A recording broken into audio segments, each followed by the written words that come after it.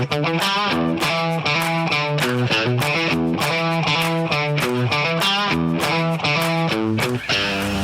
is the KIJHL Podcast. I'm Mark Berry, along with Emanuel Sequeira, on this very special episode of the KIJHL Podcast. You know, wellness is a proactive and holistic approach to making choices that lead to a state of good health and total well-being, which is more than just physical health. Kerri Woods is the KIJHL Athlete Wellness Coordinator. Emanuel talked with her and asked her about her background. My background, I have a master's in counseling. I'm a Canadian certified counselor. I've worked with kids as young as 3 all the way up to adults. I actually work with the school board or one of the school boards and really in a role of mental health and prevention. And over those years, lots to do with sports. So when I did my master's in counseling, I did it in mental performance. And I got to work with similar people who worked in the area of mental health with athletes and with Olympians and with NHL players and in sports performance. And then I also have done a lot of coaching. I've coached hockey. I've managed hockey. I've been a president of hockey associations. I have worked with Hockey Alberta in diversity and equity. I've also worked as the director of operations with Hockey Alberta for Team Alberta. Played lots of sports myself. And in fact, I played for Team Canada in the World Games for fastball. And so really putting together kids, mental health, youth and adults, and sports is a passion of mine. Wow, it sounds like you bring a lot of great experience to the league. Well, thank you. Again, it's a passion, and I think that mental health matters, and we all have mental health. So, yeah, again, pretty excited to be doing this with the KI in wellness, in the area of wellness. I just want to touch on, you mentioned that you played yourself fastball. Mm-hmm. Yes. How does the experience of having been an athlete yourself, how do you think that helps you with translating and relating to the athletes that you, I shouldn't say deal with, but that you talk to and help with to deal with their struggles or issues? It's nice to have that lived experience. We can have the education, but some of that lived experience, and even though it might be different sports that we play, there's a lot of similarities. And that can be like dealing with setbacks. It can be dealing with, you might not have the best performance on any given day, having someone else play when you want to be playing, all of those things, even when we're doing really well, is how to maintain that too. So I was actually a pitcher. And so, some days when you're just off and you can't be in that zone, and how to bounce back quickly, I think that can relate to any sport, because we're going to have those setbacks. We're going to experience bumps. We're going to have those things where somebody else might be playing in our spot. And it's not that we're not really good at our sport. We just need to reset. What will your role look like with the KIJHL?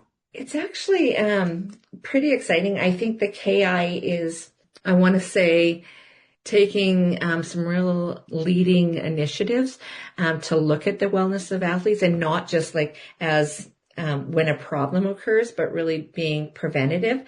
And so I've spoken with Jeff over the past year and a half, our commissioner, and just really looking at what that could look like.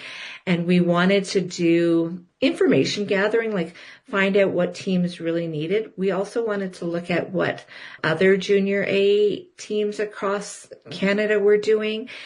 And so I'm going to get to do some of that. But the more exciting work for me is really working with coaches, because really they are the ones who see the players every day, and they can have a huge impact on their team's mental health. And so supporting them in that role, and so that they can call me and we can consult and we can collaborate and we can talk about things from building culture, which they're already fabulous at, but maybe there's something that needs to be tweaked, or maybe someone's struggling with, being away from home, for example, and just giving them some strategies to do that. Players can also reach out to me, and while I'm not going to be being their counselor or therapist, it will be confidential, but I can help connect them with resources in their community if they are wanting some extra support in things. And that can be from needing support because they're struggling, or they just want some coping strategies to be even better. But as I mentioned, like even being better at their sport as a hockey player. And later on in this episode, we'll provide that information of how players can get in touch with you. Sounds great. Why is mental health important for athletes? As I mentioned already a little bit, and I was kind of getting into it, every level you go up, Emanuel, the competition gets a little tighter and a little bit harder because let's take the KI, for example. All these players that are coming, they're good players, and they're, most likely used to being the best players on their team, or certainly up there. And so one of the things that differentiates athletes too is how well they can manage their mental health, or their performance through their mental health. And like I said, like being able to bounce back from things. And there's also a lot of pressures that beyond being a youth and a young adult that athletes are faced with. Like I said, being away from home, the pressures of performing all the time, even the balance. I know we have great educational advisors in the KI, but how we're balancing the pressure of balancing being away from home and dealing with the academics and dealing with the pressures of being an elite athlete, because that's what you are, is an athlete at a very high level. And so it's important to take care of your mental health. It really isn't separate from physical health, but we've kind of made it separate. But they're all are like hockey players, as in a lot of other sports too. They take really good care of their physical health. We need to take care of our mental health in the same way. What role do players and coaches play in the mental wellness of teammates and players? Wow, that's a really good question. I really want to say at the onset of this is I'm not expecting, nobody's expecting our coaches or fellow players to be therapists or counselors. That's not their role. That's not their expertise, but it really can be. If you think about the prevention model, one of the things that we know about mental health is feeling included. And so our coaches, again, are really good at making players feel included and helping them identify those roles. And players, like including people and saying hello and how we treat each other is important in that mental health.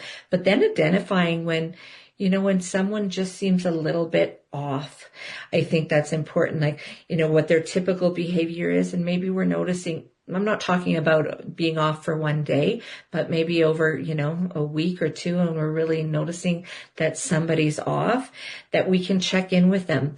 And you don't want to, I think you might underestimate the value of checking in with someone. Hey, are you okay? And again, I'm not expecting, or we're not expecting anybody to have to carry whatever they might say, but it's that check-in that's going to help people. And if something does come up, it's that we're helping take away that stigma in mental health, and we can be there to listen, because that's huge. And then really important with that is to telling someone. Again, you don't have to carry it. Letting your coach know, or letting that supported adult that or that trusted adult, like, hey, this person I've noticed, and I think maybe they're struggling. Can you check in with them? Because we need to do this work together. We're built to be connected. And so I think that's really important, the checking in, making sure we're telling someone if something gets close, and not carrying that all on yourself. Kerri, if a player or coach wants to reach out to you, how could they do that? Well, that's a good question. The best way would be through our email, which would be wellness@kijhl.ca. Again, that's wellness at KIJHL.ca. And then we can figure out if we're going to do that by email or by text or phone once we connect. And you can always, if you don't remember that, just ask your coach on your team. And again, coaches know how to get a hold of me as well. Kerri, thanks for joining us. Is there anything else that you'd like to add before we go? Again, I just want to say thank you for having me. And people are always asking me for little tips and strategies. So I will leave you, athletes, with this one that you can take away and use. And what it is that when we don't have a skill yet or we're working on something, it's really important what we say to ourselves and that self-talk. But here's the tip. Let's take that we want to be good at passing tape to tape. Instead of saying, I will be good at passing tape to tape, I am good at passing tape to tape. So you already talk in your mind like you're already able to do the skill. Does that make sense? Yeah, no, I think that's great. Yeah. So it's just something to incorporate, and you can do those things on a daily basis. Like when I'm working towards shifting something, then I practice that and I say it 10 times each day because my mind needs to hear it first. And so we do it as if we already can do it, and we practice and we can say that. And that takes 10 seconds, and you can work on that. So there's the tip of the day. That's Kerri Woods, Athlete Wellness Coordinator for the KIJHL. Kerri, thanks for joining us on the KIJHL Podcast. At you. That was Emanuel talking with KIJHL Athlete Wellness Coordinator Kerri Woods. She can be contacted by email, wellness@kijhl.ca. That's wellness@kijhl.ca. On behalf of my podcast partner, Emanuel Sequeira, I'm Mark Berry. You've been listening to a special edition of the KIJHL Podcast.